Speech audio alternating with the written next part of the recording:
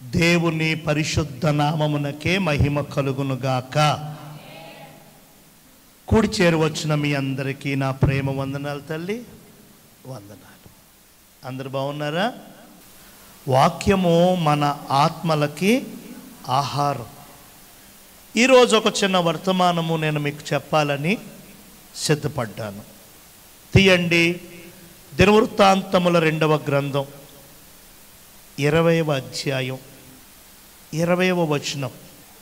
అంతటా వారు ఉదయముననే లేచి తెకోవ అరణ్యమునకు పోయిరి. వారు పోవుచుండగా యెహోషాపాతు నిలవబడి, యూదావార్లారా, యెరూషలేము కాపురస్తులారా, నా మాట వినుడి. మీ దేవుడైన యెహోవాను నమ్ముకొనుడి, అప్పుడు మీరు స్థిరపరచబడుతారు. చాలమ్మా. ఈరోజు నేను మీకు చెప్పాలనుకున్న మాట ఇదే. మీరు స్థిరపరచబడుదురు. చాలామంది స్థిరపరచబడటం లేదు, కదులుతున్నారు, ఒరిగిపోతున్నారు. మరికొంతమంది కూలిపోతున్నారు, జారిపోతున్నారు. అది ఏ విషయంలోనైనా సరే, ఆత్మలో అవనివ్వండి, భౌతికంగా అవనివ్వండి, చదువుల్లో అవనివ్వండి, ఉద్యోగాల్లో అవనివ్వండి. మీరు స్టెబిలిటీగా స్థిరపరచబడాలి. ఏ ఎండకా గొడుగు కాదు, ఏ వాలుకి ఆవాలు, ఏ వీలుకి ఆవీలు కాదు. మనము దేవుని పిల్లలము. అందరూ దేవుని బిడ్డలే. అయితే దేవుని ఇంటిలోకి పిలవబడినటువంటి వారం మనం. ఇంకా దేవుని ఇంటిలోనికి పిలవబడని వారు బయట చాలామంది ఉన్నారు. వారి గురించి కాదు ఈ మాట. దేవుని ఇంటిలోనికి పిలవబడినటువంటి మనం, దేవుని పిల్లలంగా ముద్ర వేయబడినటువంటి మనం, దేవుని చేత ఏర్పాటు చేయబడినటువంటి మనం స్థిరపరచబడాలి. చెప్పండి, ఎలా ఉండాలి? మనందరం కూడా ఇళ్ళు కలిగి ఉన్నాం. మన ఇళ్ళు కట్టేటప్పుడు మీకు తెలియదు, కొంతమందికి, మీలో కొంతమందికి తెలుసు, దానికి పునాది ఎంత బలంగా దృఢంగా ఉంటుందో. సుమారు 10 అడుగులు, 12 అడుగులు, 15 అడుగులు. మన మందిరానికి 15 అడుగులు లోపలికి వెళ్ళాం. ఎందుకనంటే చుట్టూత నీరు, పక్కనే వరి చేను. కనుక ఇక్కడ ఇంత పెద్ద మందిరం కట్టబడాలి, ఒక 200-300 సంవత్సరాల పాటు ఇది దేవుని సేవ జరిగించాలి అని అయ్యగారు, ఇంజనీర్ గారు అన్నారు. ఒక 8 అడుగులు 10 అడుగులు చాలండి అన్నారు. లేదు లేదు, ఇంకా 15 అడుగులు. ఆ తర్వాత పాదం పైకి వచ్చిన తర్వాత ఒక 3 అడుగుల పాదం, ఒక పెద్ద కంచె వేసి పాదం. అంత లోపలికి వెళ్ళారు కదా అయ్యగారు, పాదం అక్కర్లొద్దు. ఒక్కో పాదానికి ట్రాక్టర్ ఆ చిప్స్ అవుతాయి, ట్రాక్టర్ ఇసుక అవుతుంది. ఒక్కో పాదానికి 20 బస్తాల సిమెంట్ అవుతుంది. ఎందుకండి అయ్యగారు అంత ఎందుకు పెట్టేస్తున్నారు లోపల? అంత ఎందుకండి వేస్ట్ అన్నారు. ఏం వేస్ట్? అది పునాది. ఇది స్థిరంగా ఉండాలి. చుట్టుపక్కల ఏమాత్రం ఇబ్బంది వచ్చినా సరే ఇది ఏమాత్రం కృంగకూడదు, ఏమాత్రం కూడా బీటలు బారకూడదు అని అయ్యగారు, ఇంజనీర్ గారు 10 అడుగులు అని చెప్పినా సరే ఇంకా లోపలికి. మీ ఇళ్ళు కూడా కట్టేటప్పుడు మేస్త్రి గారు ఒక మంచి పునాది, పునాది ఏం కనపడదు కదండి, ఎందుకు పునాదికి అంత డబ్బు? పునాది ఏమీ బయటకు కనపడదు కదండి, ఆ స్తంభాలు కనపడతాయా, భీములు కనపడతాయి, ఎందుకు కనపడేది మాత్రం బాగా చెయ్యండి అన్నారా మీరు? అన్నారు. అదేవిధంగా దేవునిలో ఇటు భౌతిక విషయాల్లో మీరు స్థిరంగా ఉండాలి, స్థిరపరచబడాలి, మీరు బలంగా దృఢంగా ఉండాలి అని అంటే ఏంటో తెలుసా? స్తోత్రము, యెహోవాను నమ్ముకోవాలట. ఆమేన్. నేను ముందే చెప్పాను, ఇది దేవుని ఇంటిలో చేరిన వారికి, ఇది బయటి వారికి కాదు. చెప్పండి, ఇది ఎవరికి? రక్షించబడిన మనకే. ఎందుకనంటే రక్షణ పొందియు ఇంకా తచ్చట్లాడుతున్నారు, ఊగుతున్నారు. రక్షణ పొంది 5 ఏళ్ళైనా 10 ఏళ్ళైనా సరే ఇంకా జారుతున్నారు, వెనక్కి మళ్ళుతున్నారు, కుడితట్టో ఎడమతట్టో తిరుగుతున్నారు. ఏమండి, అలా కాదు. మీరు స్థిరంగా ఉండాలి, దృఢంగా ఉండాలి అని దేవుడి వాక్యం చేత ఈరోజు మనతో మాట్లాడబోతున్నాడు. ఆమేన్. హల్లెలూయా. స్థిరపడకపోతే చాలా ప్రమాదం ఉంది. ఏదైనా కానుక, ఏదైనా అర్పణం, ఏదైనా పలహారం, ఏదైనా నైవేద్యం ఇచ్చేస్తారు, వెళ్ళిపోతారు. కానీ వారి జీవితాలు, వారి గృహాలు, వారి కుటుంబాలు స్థిరపరచబడకుండా ఉంటున్నాయి. మరి వచ్చేది మందిరానికే, చేసేది ప్రార్థనే, కానీ స్థిరపరచబడటం లేదు. హల్లెలూయా. ఏ చిన్న అవాంతరం, ఏ చిన్న ఇబ్బంది, ఏ చిన్న శ్రమ, శోధన వచ్చినా సరే అటు ఇటు ఊగులాట కింద ఉంటా ఉన్నది.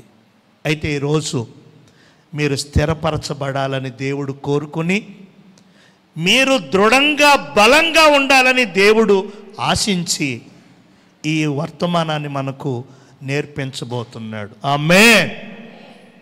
ఇక్కడ రాజుగారు చెప్తా ఉన్నారు, యెహోషాపాతు ఏమనంటే, మీరు మీ దేవుడైన యెహోవాను నమ్ముకోండి, అప్పుడు స్థిరపరచబడతారు. ఎవరికి చెప్తున్నాడో దాని ముందు ఉంది. నేను ఇందాకే చెప్పాను కదా, దేవుని ఇంటిలో చేరిన వారికి. ఏమనుంది అక్కడ? యోధావారులారా, యెరూషలేము కాపురస్తులారా. వారిరువురిని దేవుడు కోరుకున్నాడు, వారిరువురిని దేవుడు ప్రత్యేకపరుచుకున్నాడు. వీరు నా ప్రజ, వీరు నా పిల్లలు అన్నాడు. కాబట్టి వారికి చెప్తున్నాడు. మిగిలిన వారికి ఎందుకు చెప్పట్లేదు అని అంటే, వారు దేవునిలో లేరు, దేవుణ్ణి ఇంక ఎరగలేదు, దేవుణ్ణి తెలుసుకోలేదు. కాబట్టి వారికి లోకము నుంచి కానీ, సాతాను నుంచి కానీ, వారి సొంత దేహము నుంచి కానీ ఎటువంటి పోరాటాలు రావు. జాగ్రత్తగా వినండి. రక్షణ పొందని వారికి లోకంతో కానీ, సాతాన్తో కానీ, వారి సొంత శరీరంతో కానీ ఎటువంటి ఫైటింగ్, ఎటువంటి పోరాటం, ఎటువంటి శోధన వారికి రాదు. ఎందుకనంటే దుష్టుడు అనుకుంటాడు, వీడు ఎక్కడున్నా సరే నావాడే, వీడు ఎక్కడున్నా సరే నావాడే, కనుక వీడిని అడ్డుకోవడం ఎందుకు, వీడికి ఇబ్బంది కలగజేయడం ఎందుకు అని వాడిని అసలు పట్టించుకోడు. మరి ఎవరిని వాడు టార్గెట్ చేస్తాడు? ఎవరు కావాలి వాడికి? ఎవరిని వాడు గమనిస్తూ ఉన్నాడు? ఎవరిని ఫాలో అవుతూ ఉన్నాడు అని అంటే, దేవుని ఇంటిలో చేరిన మనల్నే. కొంతమంది చాలా కుమిలిపోతున్నారు. ఏమనంటే, నేను ఇంతలా ఉన్నాను, నేను ఇంతలా చేస్తున్నాను, ఇంతలా ఉంటున్నాను, ఎందుకని నాకు ఈ బాధలు, ఎందుకని నాకు ఈ శ్రమలు? పోవా ఈ శ్రమలు, ఈ బాధలు నన్ను వదలవా? ఈ జబ్బు నన్ను వదలదా? ఈ సమస్య నా ఇంటిని విడిచిపెట్టదా? నాకే ఎందుకు ఇది? నన్నే ఎందుకు ఇది? అవును, నీవు దేవుని చిత్తములో ఉన్నావు గనుక నీకే ఆ శ్రమ. నీవు దేవుని సంకల్పములో ఉన్నావు, దేవుని ఏర్పాట్లో నీవు ఉన్నావు గనుక నీ మీదకే ఆ దాడి. హల్లెలూయా. నేను ఈ మాటలు చెప్పి నేను మిమ్మల్ని ఏం భయపడటం లేదు. మన పక్షంగా ఉన్నవాడు వారికంటే గొప్పోడు. దేవునికి స్తోత్రం. మన పైన టార్గెట్ చేస్తున్నాడు చూశారు, వాడి తాత జేజమ్మ కంటే గొప్పవాడు మన పక్షంగా ఉన్నవాడు. చెప్పండి, మన పక్షంగా ఉన్నవాడు అంత గొప్పవాడు. ఏమని వాగ్దానం ఇచ్చాడు తెలుసిన? కృపాక్షేమములు నీ వెంట. ₹1,00,00,000 మాటది. నీ వెనకాల ఏమొస్తాయి? కృప. ఒక ఆవిడ మొన్న, అయ్యగారండి నా వెనకాల ఎవరో వస్తున్నట్టుందండి. అప్పుడు నేనేమనాలి? ఓ పిల్ల దయ్యము, ఓ కరుణ దయ్యం వస్తున్నాయేమో అనాలి. దెబ్బకి ఇంక బిగిసిపోద్ది ఆవిడ.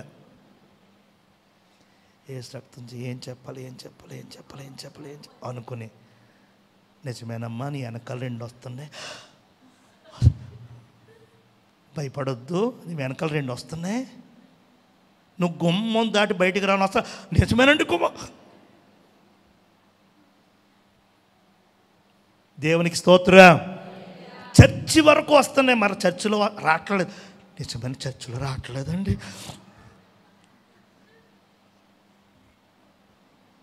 ఇంకా కంగారు ఆగట్లేదు.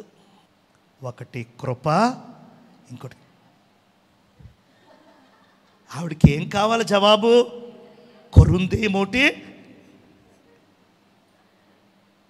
ఇది గాలి తీసేసిన బుడగలేగా అంటుంది.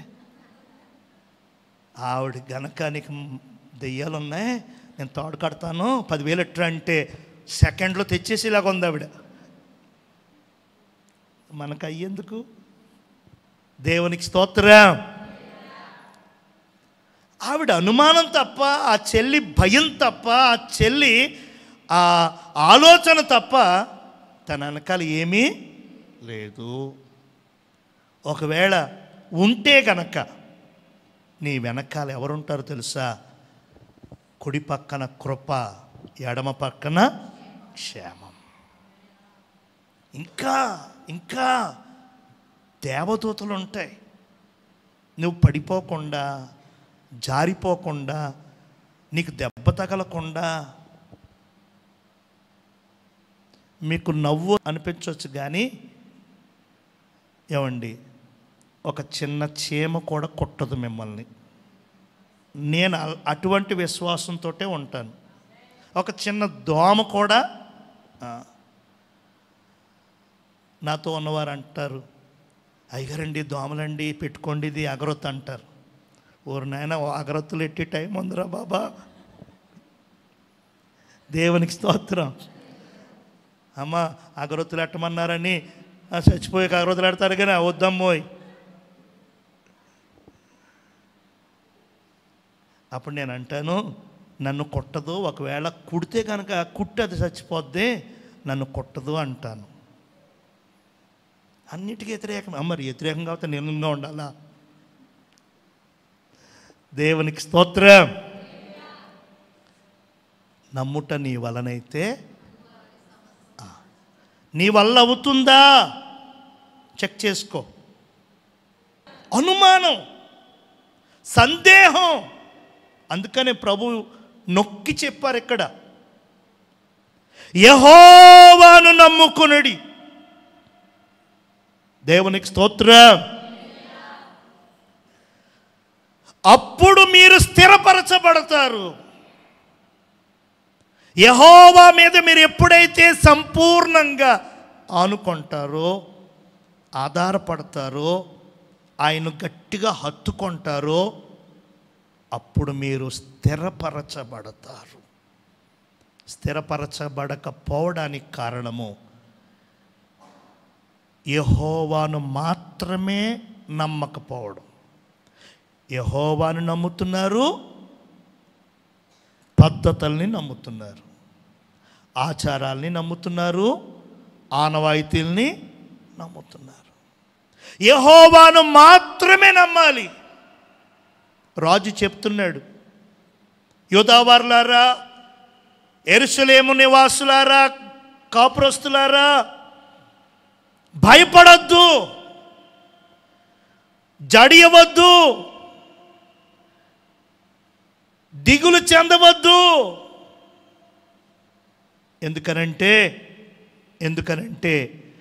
మన పక్షంగా ఉన్నవాడు వారికంటే గొప్పవాడు. ఆయన్నే నమ్ముకొనండి, ఆయన వైపే చేతులెత్తండి, ఆయన మీదే మీ కన్నులుంచండి అని చాలా తేటగా సూటిగా చెప్తాడు. అప్పుడు సీరియస్లీగా ఈ రాజుగారు చెప్పాక అప్పుడు వారు సెటరైట్ అయ్యారు. చెప్పండి, అప్పుడు వారు సెటరైట్ అయ్యారు. అప్పటి వరకు లెక్కలేసేసారు. అమ్మో, మనమేమో 20,000 మంది, వాళ్ళేమో మనకి 3 రెట్లు ఉన్నారు, మన దగ్గర ఏమో ఆయుధాలు లేవు, వారి దగ్గర అన్ని ఆయుధాలు ఉన్నాయి, మన దగ్గర ఎవరున్నారు అని ఇలా లెక్కలు. చెప్పండి, లెక్కలు. వాళ్ళంతా మనమింత, వాళ్ళ బలం అది, మన బలం ఇది, వాళ్ళ డబ్బు అది, మన డబ్బు ఇది, ఇలా లెక్కలు. యెహోవాను నమ్ముతున్నారు, ఆ లెక్కలు, ఆ బేరీజులు ఏమండి వేస్తున్నారు. అందుకని రాజు నిలబడి చెప్పాడు, యెహోవాను నమ్ముకొనుడి, అంటే యెహోవాను మాత్రమే నమ్మండి. దేవునికి స్తోత్రం. యెహోవా ఎవరు? ఉన్నవాడు, అనువాడు, లేనివాడు కాదు. యెహోవా యేసయ్య లేనివాడు కాదు, ఉన్నవాడు. లేనివాడంటే డబ్బు కాదండి, కనబడని వినిపించుకొని దగ్గరకు రాని, ఉన్నాడో లేడో తెలవని కాదు. ఆయన ఉన్నాడు, వెలుగు లేని స్థలములో ఉన్నాడు, గాలి అందని స్థలంలో ఉన్నాడు, నీరు లేని స్థలంలో కూడా వెలుగు లేని స్థలాలు ఉన్నాయి. నిజానికి ఈ జనవరిలో ఆఫ్రికాకు వెళ్ళే ఒక అవకాశం నాకు వచ్చింది. ఆఫ్రికా చీకటి ఖండం. మన ఖండాల్లో ఎక్కువ సువార్త, ఎక్కువ ఉజ్జీవం, ఎక్కువ బలమైనటువంటి మహిమ, దేవుని సన్నిధి బలంగా కురిపించబడుతున్న ఖండం ఆఫ్రికా. ఇప్పుడు ఈ ఆసియా, ఐరోపా, ఈ అమెరికా ఇవన్నీ వెనక్కి వెళ్ళిపోయాయి. మొదట సువార్త వచ్చింది మనకే, కానీ ఇప్పుడిప్పుడు చీకటి ఖండాలుగా ఉన్నటువంటి అవి ఏమండి, ఆ మందిరం చూశాను నేను. మందిరం పొడవు ఎంత అంటే 4 కిలోమీటర్లు,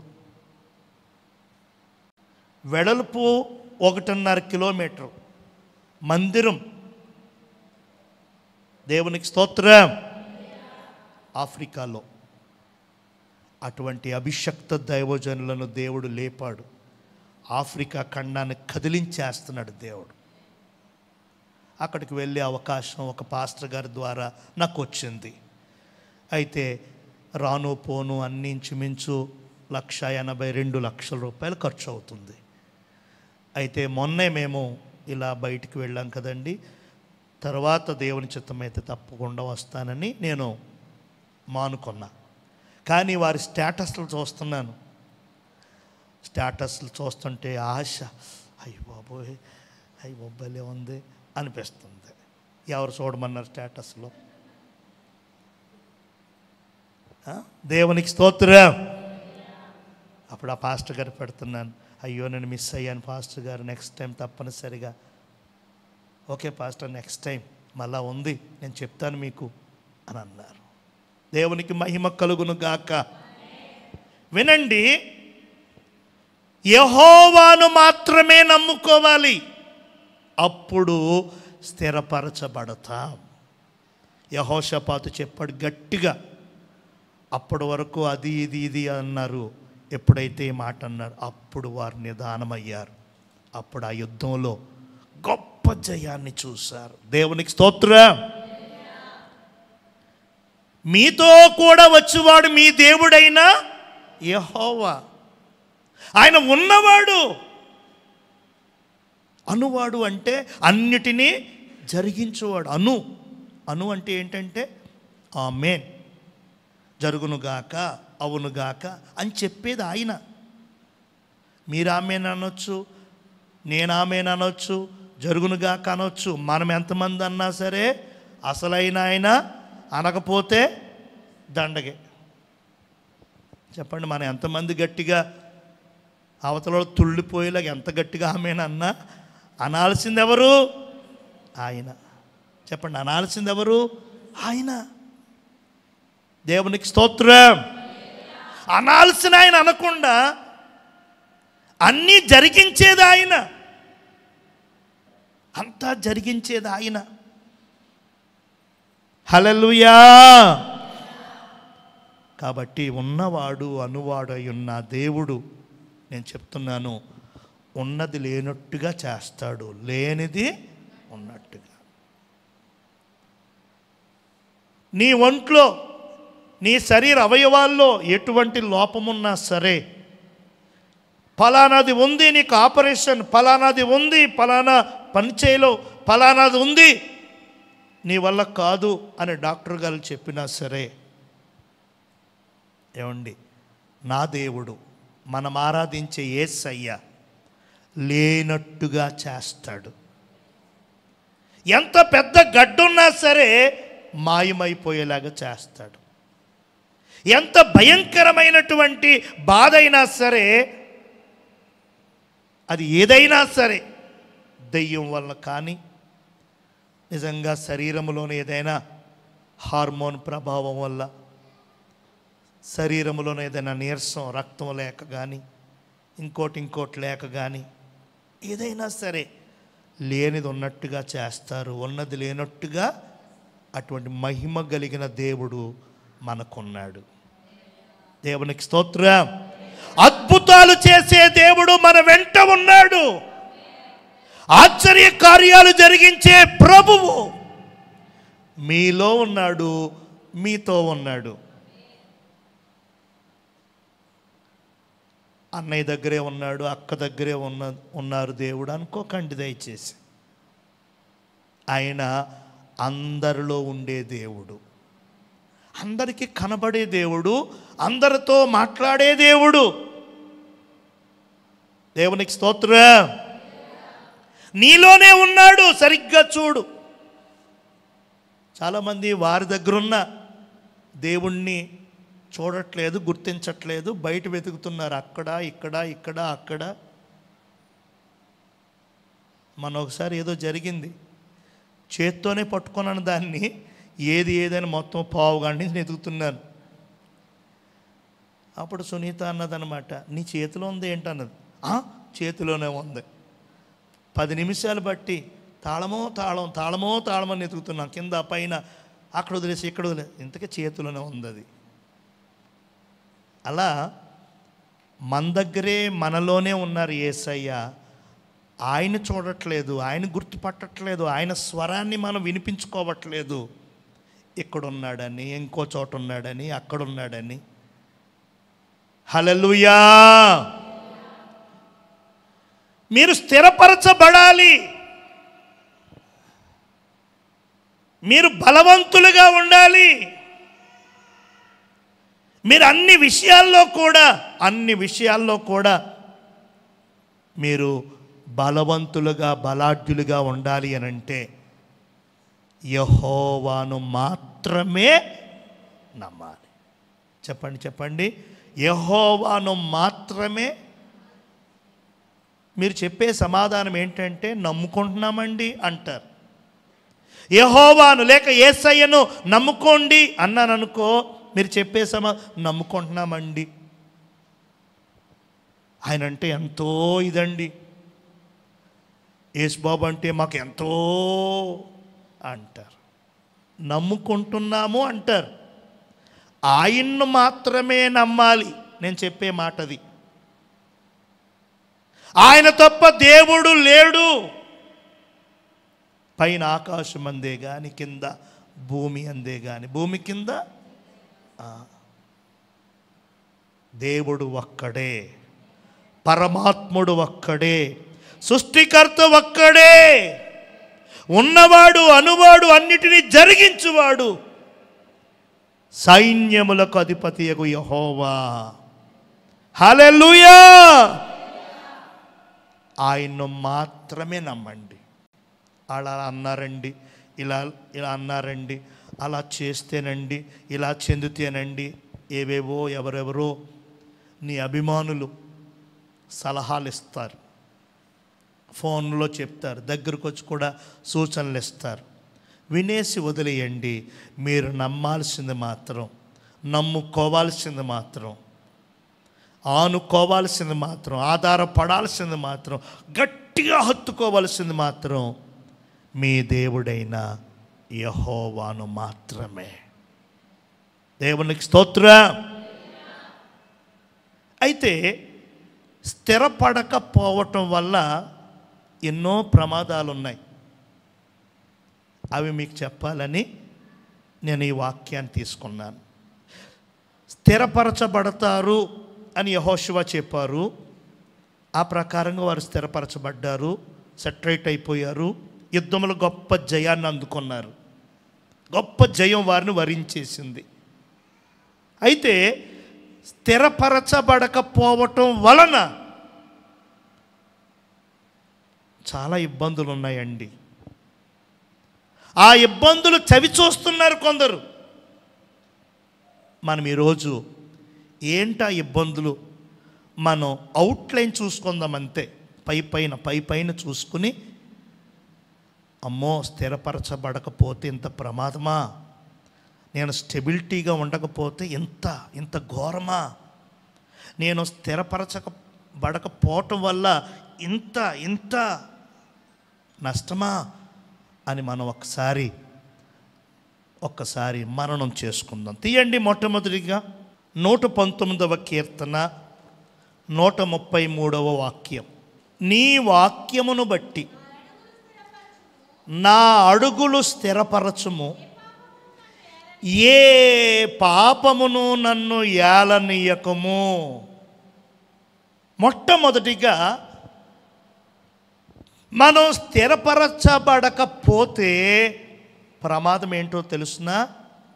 మన స్టెబిలిటీగా లేకపోతే, మనం బలంగా దృఢంగా లేకపోతే మనకు వచ్చే ప్రమాదం, మనకు జరిగే నష్టం, మనకు దాపురించే భయంకరమైనటువంటి వేదన ఏంటంటే పాపము నిన్ను ఏలుతుంది. నిన్ను ఏలాల్సింది వాక్యం, నిన్ను నడిపించాల్సింది వాక్యం. దేవునికి స్తోత్రం.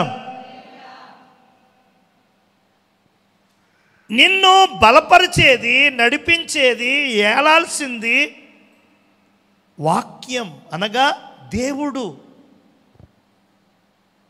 హల్లెలూయా.